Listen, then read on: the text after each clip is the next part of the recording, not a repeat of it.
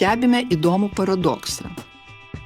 Šalyje, kur šitiek kalbama, o pastaruoju metu nesakyčiau rėkiame apie moterų reprodukcinės pareigas, nedaroma nemažiausio pastanga atliepti reprodukcinius poreikius.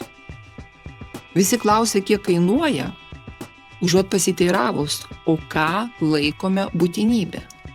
Menstruacinis skurdas, kaip buvo labai plačiai papasakota, realus ir ne tik taip vadinamose besivystančios ekonomikos šalyse, Lietuvoje taip pat praleidžiamos pamokos, kyla kliūčių dalyvauti, pažeidžiamas orumas. O juk švietimas, darbas, viešas gyvenimas yra pamatinės žmogaus teisės, be kurių nėra įmanoma tvari, brandi demokratija.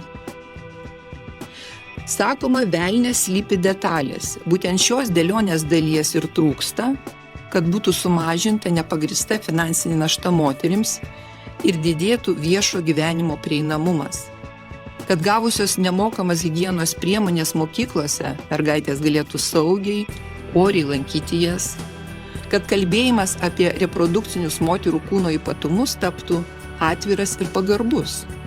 Kuo mažiau tabų, tuo mažiau gėdos ir patyčių, tuo daugiau saugumo.